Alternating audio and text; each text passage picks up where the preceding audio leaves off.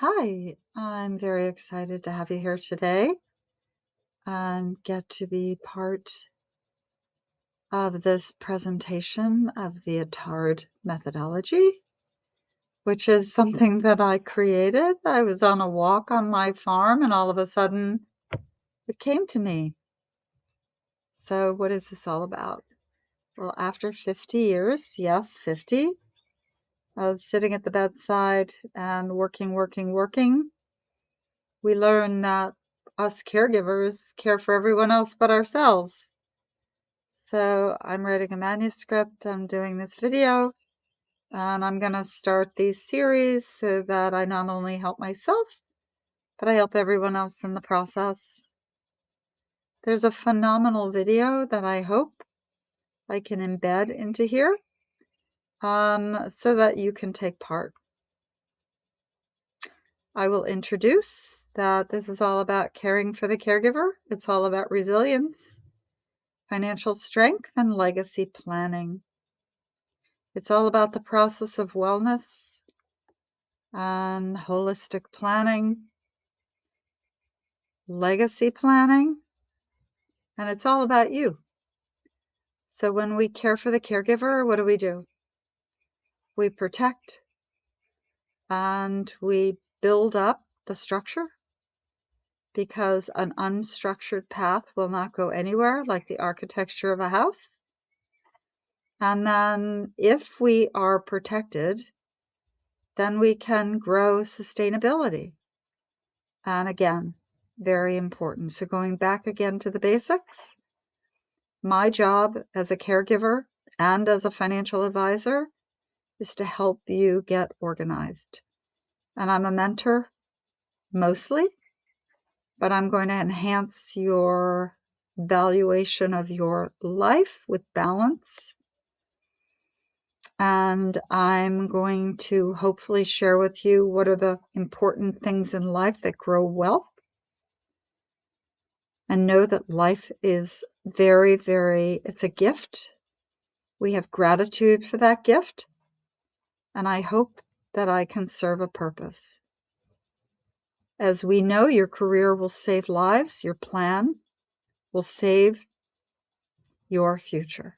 Welcome to this explainer. Look, today we're tackling something the healthcare industry almost never talks about. We're introducing a completely non-negotiable architectural framework designed to secure your financial and professional survival. Medical professionals are highly trained to save the lives of others, right? Yet they are almost never given the structural systems required to sustain their own lives. Well, we're going to change that right now. Now, right up front, let's just get a necessary disclaimer out of the way. The clinical and financial case studies we're going to explore today, they are hypothetical. But, and this is crucial, they are highly representative scenarios drawn from decades of real-world practice. We use these structured examples to ensure compliance and maintain your trust, all while illustrating the very real vulnerabilities clinicians face literally every single day. All right, so let's dive right in with a massive question. Ask yourself, what protects you if you cannot work? I know, it's intense, but this is probably the most critical question missing from all your medical training. It's intended to bypass your natural defenses and expose a massive structural gap. Because, let's be honest, if you don't have a concrete answer to this question, you are entirely exposed. Section 1. The Caregiver's Paradox. Excellence in crisis versus vulnerability in life. To really understand this paradox, let's look at Sarah. She's a highly capable clinician. In the hospital, she is totally in her element. Picture her taking decisive action, leading a neonatal resuscitation, stabilizing an incredibly unstable infant while managing a hemorrhaging mother. She manages incredible risk in real time. But here's the catch. This clinical brilliance is starkly contrasted by a massive hidden financial exposure at home. She has no disability insurance and absolutely no coordinated estate plan. If an emergency strikes, the brilliant commander is entirely vulnerable. Section 2. The unprotected path, when life intervenes. So what actually happens when the person who's used to managing the crisis suddenly becomes the crisis? Let's say Sarah gets into a severe car accident and cannot work for 12 months. The event is exactly the same for both paths you see here. On the unstructured path, it's just a total collapse, reactive decisions, compounding debt, and immense burnout. But check out the structured path. Because early protection, like disability insurance, was secured, the decisions are completely planned out, financial clarity is maintained, the exact same accident is converted from a life-altering catastrophe into a managed, temporary interruption. Listen, if you're finding yourself relating a bit too much to that unstructured side right now, I need you to hear this. This is not a personal failing. You are highly educated, you're incredibly capable. This vulnerability is actually a structural deficiency of the medical education system itself. You are simply never taught how to care for yourself with the exact same discipline you apply to your patients. Section 3, a finite resource, the oxygen mask principle. You know, the whole culture of medicine basically conditions you to put patient care above absolutely everything else. But here is the reality check. You are a finite resource. You absolutely require a personal survival plan. Think of it as your own oxygen mask. It boils down to this core concept. Production without protection is exposure. Sure, you can grind and pick up extra shifts, but without a protective structure, you are exposed to a single stroke of bad luck. You simply cannot sustain others if you do not protect yourself first. Section 4, the architectural plan, moving from agitation to solution. Okay, so we know the vulnerability is real, but how do we actually fix it? Well, we build a concrete blueprint to permanently resolve this exposure. This is formalized in what's known as the ATARD methodology. It's a remarkably sturdy, foundational structure designed to seamlessly integrate your rigorous clinical discipline with precise financial stewardship. It basically gives you a system for your life that matches the powerful systems you use in the hospital. Section 5. The 6 pillars, building your survival blueprint. This methodology relies on a strict sequential framework. You really can't just skip ahead. We break the whole shebang down into 6 distinct pillars: awareness, protection, sustainability, stewardship, growth, and finally, legacy. This specific sequence is the blueprint that guides a professional from the initial realization of their exposure all the way to a lasting intergenerational impact. So the first pillar is awareness, really recognizing those systemic gaps we talked about.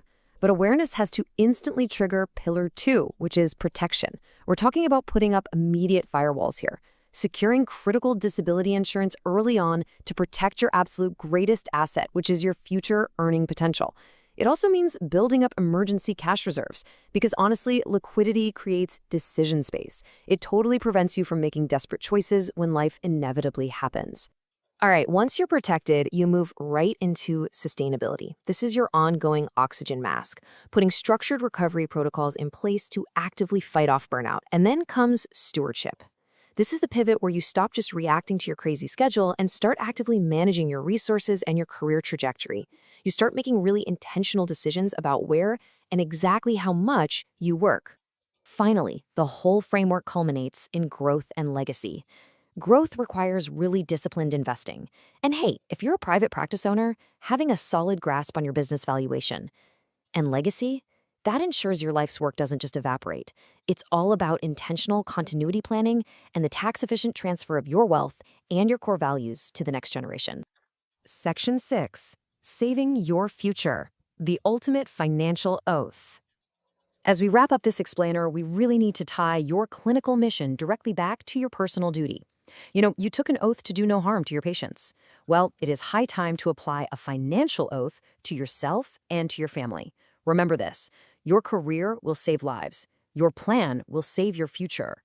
You are an incredibly valuable resource, but you absolutely need structure. So I'll leave you with this final thought. You have dedicated your entire life to sustaining others. Will you finally build an architectural plan that sustains you? Start today. Start today. So how old will you be? Will you be 25? And the girls that were my students, and they run away from the caution of it all, saying, I'm way too young, Jan. But then you're 30, and then you're 40, and then you're 50, and then you're 60, and then you're 70. And I just turned 70. So when will you start? Can you retire?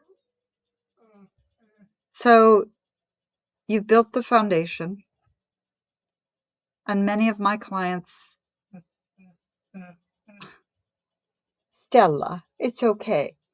And I love it because you can tell that they trust me. And so what we look at is, we look at the goal of financial stability, but it's not the end. It's the foundation. So I'm looking at steps, and we're going one at a time, from financial fitness to protection to debt and discipline and gratification, with knowing that you're growing power and awareness, emergency funds, and growth. And so together I'm here understanding again that we are caregivers. We love to take care of everyone else. But I implore you to maintain that passion and purpose and have an impact on all of society. Grow a legacy, but also take time to evaluate the wealth of your own life, your own being, your own business, and allow yourself to be mentored and grow. J. Oliver Maxwell is a very strong and sound company. We work first with listening. We work first with mentoring. And if I feel that you trust and the integrity is shared both ways, then we all go a long way. I really thank you for joining me today. There is no URL or QR code or whatever, but if you need to reach out to me, you'll find a way. Again, Jan Attard, you have a lovely, lovely evening. I thank you so much for your support and listening. I'll eventually get this Canva.